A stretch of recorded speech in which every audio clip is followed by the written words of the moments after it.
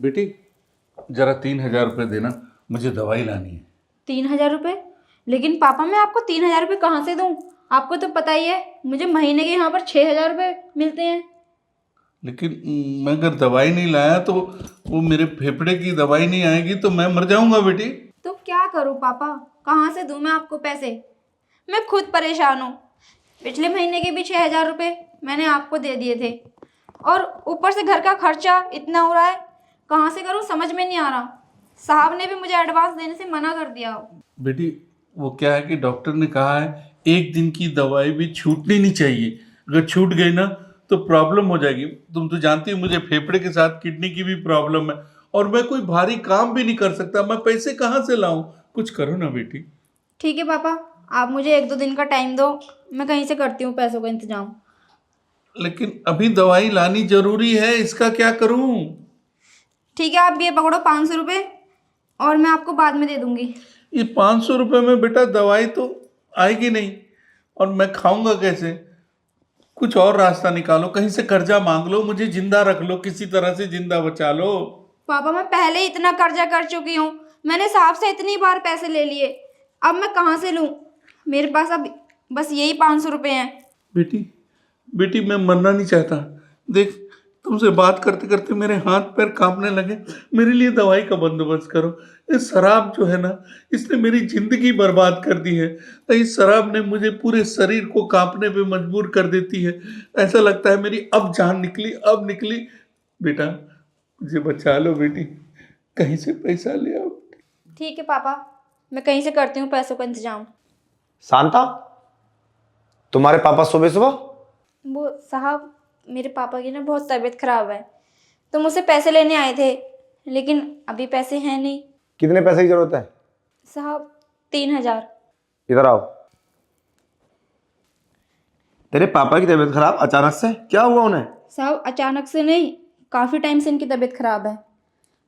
पर हुआ क्या है ये तो बता। वो दारू पीने की वजह से इनकी किडनी और फेफड़े दोनों खराब हो गए हैं, ये डॉक्टर ने बताया। तूने ये बात पहले कभी तो नहीं बताई? साहब क्या बताती, आप मेरी बातों पर भरोसा ही नहीं करते और मेरी सारी सैलरी इनकी दवाइयों में ख़त्म हो जाती है। अच्छा, फिर तो ये कोई काम भी नहीं करते होंगे। साहब काम तो इन्होंने बरसों से नहीं किया और आपको क्या बताऊं साहब, मैं बच्चे भी स्कूल नहीं जा पा रहे हैं क्योंकि टीचर ने फीस ना देने की वजह से मेरे बच्चों को स्कूल से निकाल दिया।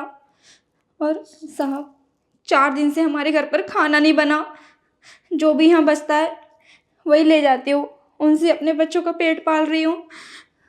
शांता, तू इतनी परेशानी भोग रही है? पागल, क्या हम मर गए? हम तेरी मदद नहीं कर सकते? साहब आप मुझे कब तक पैसे दोगे? मैं पहले ही आपसे एडवांस ले चुकी हूँ और आप मुझे सैलरी तो दे सकते हो, और वैसे भी मैं आप पर बोझ नहीं बनना चाहती। अरे कैसी बात कर रही है तू? इसे बोझ की क्या बात है? हमारे लाखों रुपए उठते हैं रोजाना, तुझे 2-4 हजार रुपए देने से हमारे कोई कमी नहीं आ जाएगी। और रही तेरे पापा की बात, वो भी हमारे पिता समान है। ये प्रॉब्लम सबके साथ आती है, कोई बात नहीं। ये ले, ये सब रख। लेकिन साहब इतने। डोंट वेरी, ये तुझे मैं एडवांस नहीं दे रहा हूँ, अपनी तरफ से दे रहा हूँ। अपने पापा को पैसे दे, वो अपना इलाज कराएंगे। जान है तो जहान है, एक बार जान चली गई ना तो पूरी जिंदगी पापा को ढूंढेगी। पैसा तो आना जाना है, आज गरीब है कल तो अमीर हो जाएगी। पैसे का कोई वो नहीं होता, पैसे के पैर लगे होते हैं, कब किसके पास जाए कुछ नहीं पता। इसलिए जो अब है ना वो सब है, उसको अच्छे से बिताओ। अगर तुझे परेशानी है ना तो तुझे हमें बताना चाहिए था। जब हम तुझे 2-4 हजार दे सकते हैं तो 10-20 हजार भी दे सकते हैं। ठीक है साहब, धन्यवाद। अब मैं इन पैसों से अपने पापा का इलाज कराऊंगी और अपने बच्चों का स्कूल में नाम भी। हाँ, और अच्छे से स्कूल में एडमिशन करा उनका और अच्छे से पढ़ाई करा, ताकि ऐसा ना हो कि तू दूसरे घर में नौकरी कर रही है तेरे बच्चे भी नौकरी करे। ठीक है साहब। हाँ, चल जा। पापा ये लो पैसे और अब आप अपनी दवाई ले लेना। बेटी तुम्हारा मालिक ना एक देवता है, बहुत शरीफ आदमी है, कोई किसी की इतनी मदद नहीं करता है।